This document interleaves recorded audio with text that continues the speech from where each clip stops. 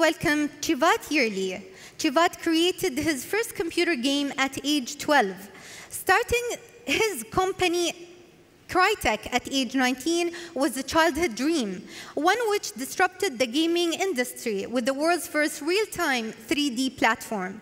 It remains the benchmark today. Cevat now leads the Tomorrow Foundation, developing the Internet of Life to shape the future of human interactions. His talk is titled The Internet of Life. Please let's welcome him to the stage.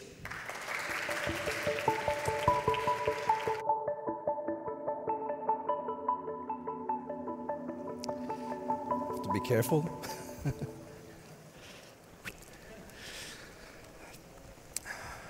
Hello, everybody. Assalamu alaikum. My name is Cevat Yerli. I'm the chairman and the CEO of the Tomorrow Foundation. I want to thank for your honorable presence. Thanks to the government of Emirates, especially the government of Dubai, under the leadership of His Royal Highness Sheikh Mohammed bin Rashid. Thanks for the opportunity to be here to share with you my vision out of my new home from Dubai. Most governments are in a very vulnerable moment when it comes to the next generation of the internet. Governments are trying to catch up as opposed to moving things forward. Many governments are helping to educate the youngest citizen whilst we are dealing with mental crisis brought to us by the pandemic. All whilst the services were largely undigitized and often digitally inaccessible. These services were provided to people that, on the other hand, were digital natives. Governments are collecting data over applications like COVID-19 or biometric passes and digital IDs. Digital IDs are used more than today physical IDs as of this year. They are doing this while the IT infrastructure is often not updated. They are not to the standard. Governments are deploying digital ministers and tech ambassadors to deal with the next generation of the internet, but they might lose control of the internet to the blockchain, whilst some nations are pursuing digital sovereignty, nationalizing AI, and applying AI on citizens, sometimes unsettling and sometimes unknown outcomes. You governments are on your own on this. Well, it seems. But I'm here today to help you help to offer some solution on the way through my vision to fix and contribute to a better situation. 20 years ago, or in my early 20s, this is a very old photo, that's why it's so low res. In my early 20s, I created this new kind of 3D engine that would change the way people would create games. As a consequence of the revolutionary 3D technology and the games company, we were approached by government agencies early in our lifetime where they asked us to gamify services for training. Later on, my company went on to revolutionize content creation for the entire game industry and beyond. Now I'm here 20 years later, and we have entered again relationships with governments. We have entered earlier this year into a relationship with the Prime Minister Office of UAE, with the Ministry of Health and Prevention of UAE, and Emirates Health Services. The goal of these relationships is to bring a next level of government services.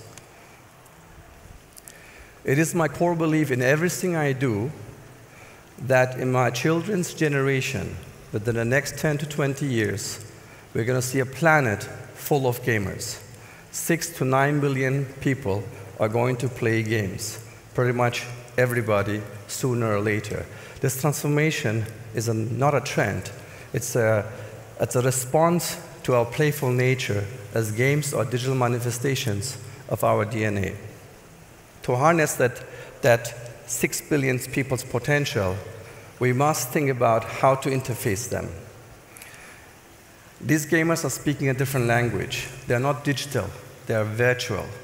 They are not 2D or alone, they are 3D and together. So we must think about how do we interact with our everyday life in our world in a new way, in a gamified way. Governments across the world has initiated modernization efforts, such as in the US, where according to Deloitte, US will spend $65 billion in modernizing broadband, a critical component of the next generation internet. Spain has announced $22 billion in a digital accelerator and $62 billion for public-private partnership possibilities. And South Korea has announced a $7.5 billion deal that is about digital, AI, and Metaverse. And if you look closer to this, we are seeing like Seoul focusing on a citizen-centric Metaverse. LA has announced a public Metaverse for predominantly entertainment and tourism. And China has announced a bunch of them, of course, in a variety of cities. And Shanghai has promised to build a Metaverse within their 5-year plan. But if you pay attention to these Metaverses, they have or share most often a common problem. The common problem is who is behind those avatars? Like avatarization is not helping, it's counterproductive. Imagine we all had costumes around us covering our faces. Would you know that this is me still, right? And so when you are going to the internet or to the metaverse with an avatar, that's what's happening. At the same time, the other problem that most of the metaverses share is that you have to wear cumbersome hardware that often makes you tired. And then these interfaces are complex to get in as well. Enter our vision of the Internet of Life. As we speak now, probably not, they made a pause to watch that, but as we speak now, my team is working on the next generation of the Internet, which we call Internet of Life. It is a patent pending, or patent protected in fact, technology that revolutionizes the way of connecting with people over a human-centric interaction model. This kind of approach to the metaverse changes the way citizens, governments, businesses, organizations, and entire societies will interact with each other in a completely new, emotionally deeper, and more interactive way, a human way.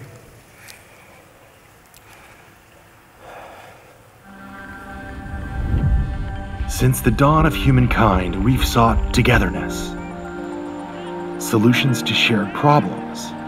Come together to share the warmth and harness the power of fire, to channel the strength of water, to cleanse and power progress. For a better tomorrow, we need to unlock our full human potential in a world rapidly evolving to be more virtual and digitally disruptive than ever before, to break down borders, democratize spaces, empower access regardless of socioeconomics, creed, or color of skin, in a new virtual world, or metaverse, that we call the Internet of Life.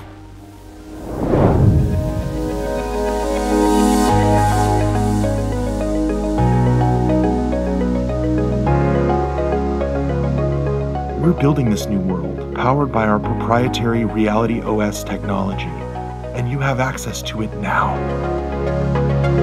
Teachers taught us to show and not tell. Now, we empower teachers to go, show, and tell via teleportation. Imagine the power of a virtual courtroom with true empathy and emotion. Not people trapped in a teleconference box or as an anonymous avatar. Imagine sustainable profits and location-independent government services, free from the biases often attached to the underprivileged. The Internet of Life is here, empowering governments and citizens alike to unlock a new era of opportunity for deep global connection, one that expands the horizons of real life. Join us to create a better life for our children with the Internet of Life.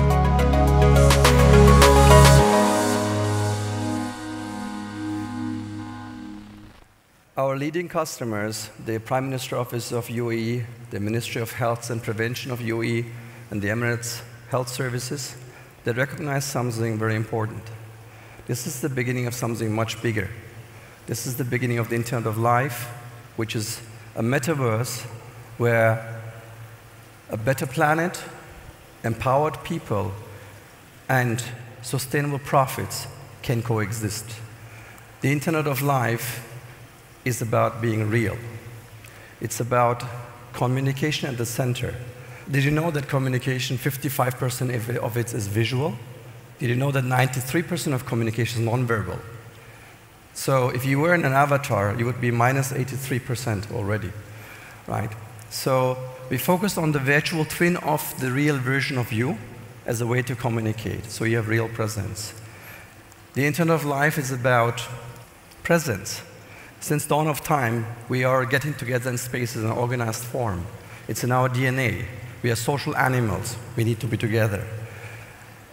Internet of Life and our technology, Reality OS, gives us a sense of togetherness, sense of social presence in a complete new way, backed by more than 200 patents.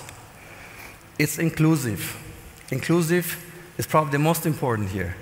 It's for the 3 billion people of today, not in 10 years from now.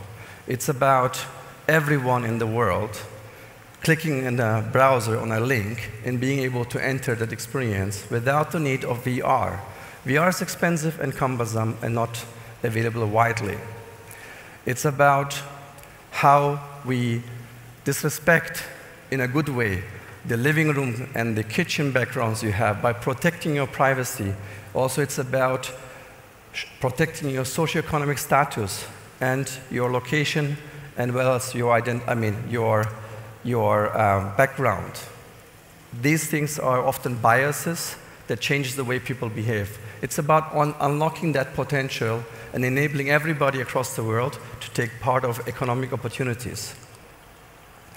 Accessibility and trust, it's about how we can click in one link and get inside and get a great experience. And that experience has to be available in front of you on a desktop or a computer or VR or mobile phones.